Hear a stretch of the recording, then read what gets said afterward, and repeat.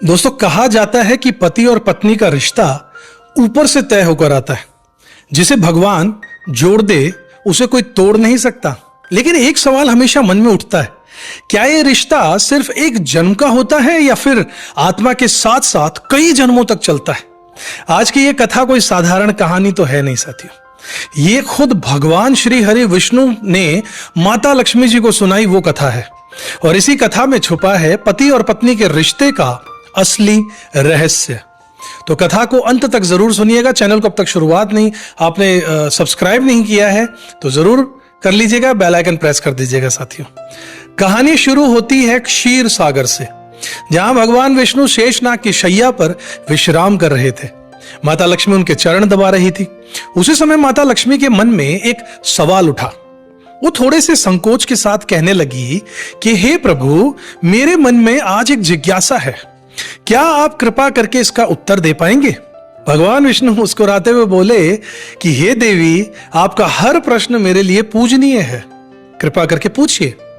माता लक्ष्मी ने कहा कि प्रभु, पति और पत्नी का रिश्ता आखिर कितने जन्मों तक का होता है?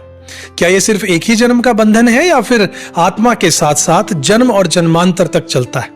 भगवान विष्णु भी गंभीर हो गए और उन्होंने कहा कि हे देवी, यह प्रश्न बहुत ही गहरा है और इसका उत्तर एक प्राचीन कथा में छिपा है। ध्यान से सुनना। अब भगवान कथा सुनाते हैं कि मध्य देश में एक राज्य था जिसका नाम था महेंद्रपुर। वहां पर एक राजकुमारी थी, सुंदर, गुणवान और संस्कारी। उसका विवाह एक धर्मनिष्ठ राजकुमार के साथ हुआ। दोनों का जीवन सुख, प्रेम और वैभव से भरा हुआ था। लेकिन एक कमी थी जीवन में, वो थी संतान। राजकुमारी इसी बात को लेकर भीतर ही भीतर दुखी रहती थी कि समय बीतता गया और संतान नहीं हो पाई।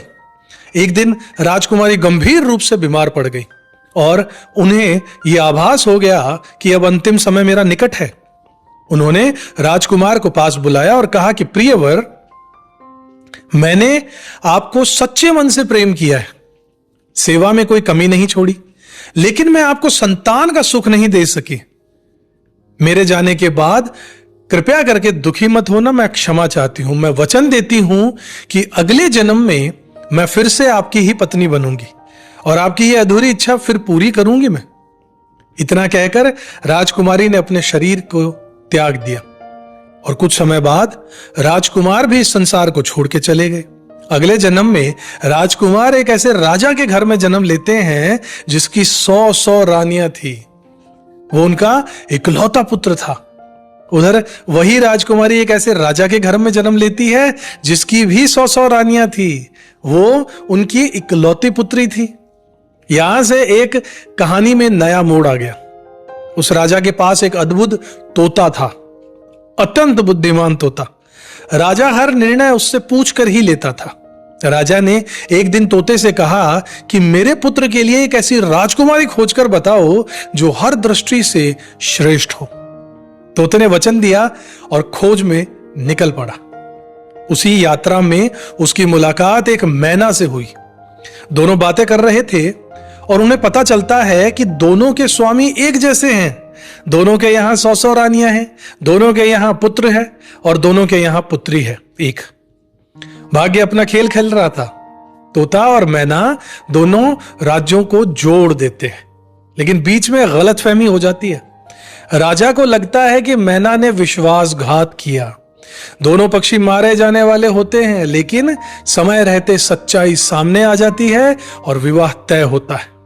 तैयारियां जोर शोर से होती हैं, लेकिन तभी राजकुमार के पिता का देहांत हो जाता है और शादी टल जाती है। कुछ समय बाद राजकुमार अकेले ही राजकुमारी के राज्य में पहुंचते हैं और यहीं से शुरू होता है सबसे बड़ा संघर्ष। राजकुमार का तोता मारा जाता है। राजकुमारी के पिता विवाह से इनकार कर देते हैं। फिर राजकुमारी और राजकुमार राज्य छोड़कर भागते हैं, एक जादूगरनी के जाल में फंस जाते हैं। राजकुमार को भैंसा बना दिया जाता है और राजकुमारी अकेली रह जाती है। दुख, पीड़ा, पागलपन, सब कुछ उसके जीवन में अंधकार की तरह छा जाता है। लेकिन फिर भी राजकुमारी हार नहीं मानती। वो पुरुष वेश धारण करती है, कोतवाल बनती है। फिर राजा बनती है। सालों बाद भैंसा दरबार में लाया जाता है, रस्सी हटती है, राजकुमार फिर से मानव बनता है और दोनों फिर से मिल जाते हैं। जादूगरनी को दंड दिया जाता है। अंत में दोनों जंगल में उसी पेड़ के पास में पहुंचते हैं जहां पिछले जन्म में उनका प्रेम चिन्ह था। स्मृतियां लौट आती हैं। राजकुमारी कहती है, हे प्रियवर, अब सब याद आ गया मुझे। हमारा प्रेम एक जन्म का नहीं था और इस जन्म में उन्हें संतान का सुख भी मिलता है। साथियों, यह अद्भुत कथा यहीं समाप्त होती है। इसके बाद भगवान विष्णु माता लक्ष्मी जी से कहते हैं कि हे देवी, सच्चा प्रेम जन्म जन्मांतर तक चलता है। विश्वास होगा तो रिश्ता टिकेगा भी, धोखा होगा तो कर्म लौट कर आएगा। माता लक्ष्मी नतमस्तक होती है और दोस्तों, यही है पति और पत्नी के रिश्ते का सत्य। अगर कथा ने आपके मन को छुआ हो तो इसे आगे बढ़ाइएगा, शेयर कीजिएगा, क्योंकि ऐसी कथाएं सिर्फ सुनने के लिए ही नहीं होती हैं, समझने के लिए और दूसरों को समझाने के लिए भी होती है। साथियों, चैनल को अब तक सब्सक्राइब नहीं किया तो जरूर कर लीजिएगा, बेल आइकन प्रेस कर दीजिएगा साथियों, क्योंकि इस तरीके के जानकारी भरे धर्म से रिलेटेड वीडियोस हम लगभग रोज लेकर आते रहते हैं आपके लिए। अगले वीडियो में एक बार फिर से आपसे मुलाकात करूंगा। तब तक खुश रहिएगा, अपना कर्म करते रहिएगा, ऊपर वाले में विश्वास जरूर रखिएगा साथियों। जय श्री हरि, जय मां लक्ष्मी।